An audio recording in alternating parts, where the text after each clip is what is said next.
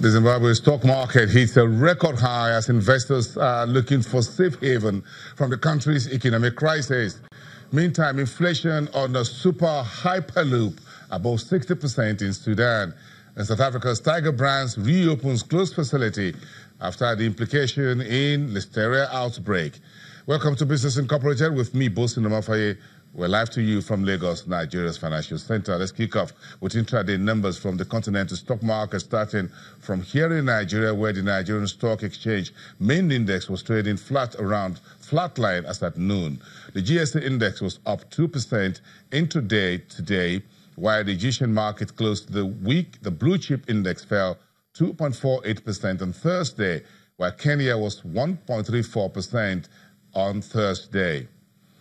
Meantime, the Mid-Eastern stock markets ended the week all in the red territory, led by Saudi Arabia, where the index plunged 3.88% in its biggest drop since January 2016.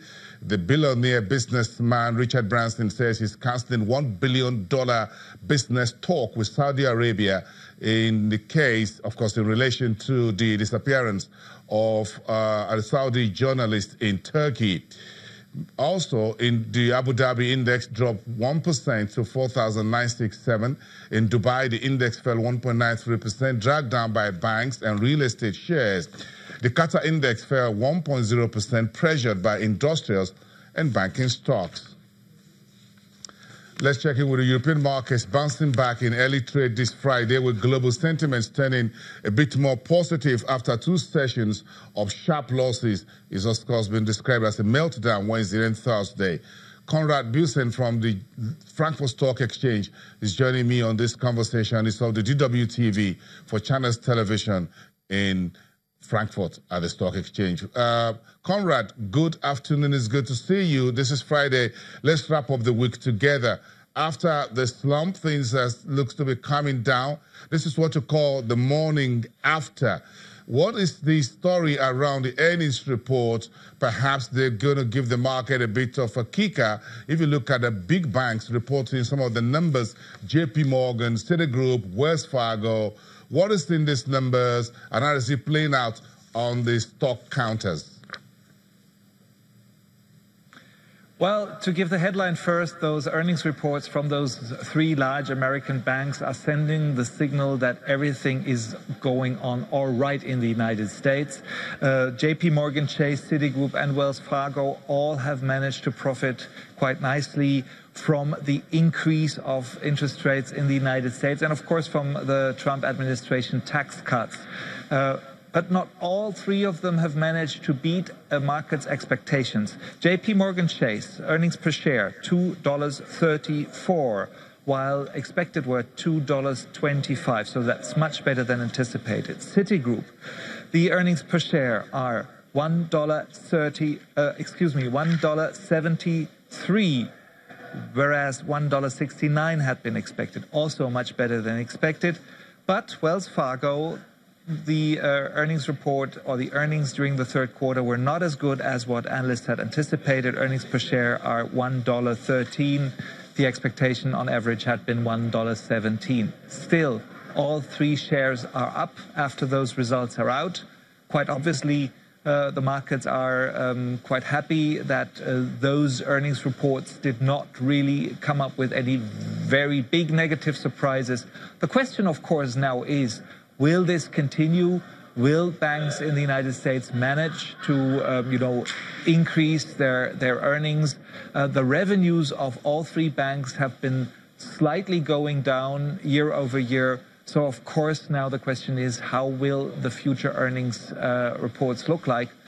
What I can say, though, is, of course, this sort of kickoff of the earnings report season in the United States was rather positive, and it helps and gives the stock market a bit of support. Look at this, the German share index DAX. It looks like it plunged today, but it's still trading slightly higher compared to last night.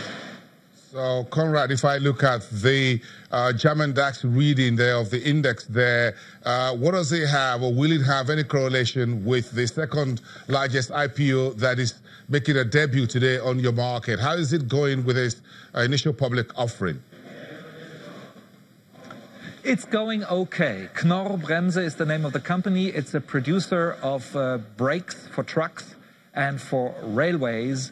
Not a huge company, but valued at 13 billion euros. It's the second largest IPO so far this year here in Germany, and actually the third largest IPO we've seen in a decade. So not a huge company, but a huge IPO, I would say. The IPO went okay. The shares came in at the middle of the price range that was originally targeted. And on their first trading day, the shares are up. They are gainers. 4 billion euros is what the owner of the company cashes in. He actually will not invest the money in the company. He will take the cash and keep it to himself.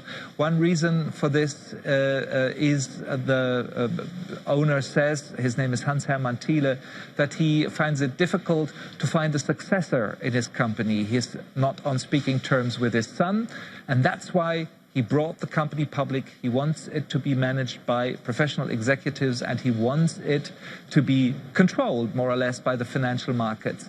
That's why he made the IPO. The company actually doesn't need the money to be invested in. He takes the money, and he's now a billionaire. 4 billion euros? That's quite a lot of money, Conrad, if you ask me. But, of course, nothing succeeds like success. But let's wrap it up on the IMF World Bank meetings in Bali is going to end on Sunday. So it's been a very interesting week. But, of course, Sub-Saharan Africa and Nigeria, of course, has been in the news, all the warning about debt sustainability. You folks at the DW, as well as China, they will be covering this all week. So what are you folks finding out about these concerns about the level of debt? Yeah, interesting that the German finance minister should talk about this, given that, he addresses loans that China has given to many other countries, many of them in Africa. You know what I'm talking about, Bosun. Nigeria is one of the countries that got loans by China under the label of this Belt and Road Initiative. The German finance minister has addressed this topic and potential risk coming from it because most of the loans are really intransparent. Nobody knows really what the terms are, and we do not know really how reliable all of those borrowers are who borrowed money from China there. That's why Olaf Scholz, our German finance minister, wants China to join the Paris Club, which is a union of 22 of the world's nations dealing with how loans are given from one country to the other. This is all about transparency. This is all about sustainability. Why is that a problem? Well, as nobody knows really how many loans the Chinese have given out to other countries, and as nobody knows the terms of these loans, it might, of course, potentially pose a risk to the world's financial system, one of those famous systemic risks that everyone has been talking about since the last financial crisis. Maybe we're going to see the origin of the next financial crisis there. That is one of the concerns. Conrad asking Beijing to join the Paris Club of Creditors? Okay. I'm not too sure. I'm not sure how that is going to play out. But let's see how this plays out. Conrad, enjoy your weekend. It's been a great time having you on the show for this interaction since Monday. Have a great weekend, Conrad Bussen. Let's track that moving forward. Thank you very much from Frankfurt Stock Exchange.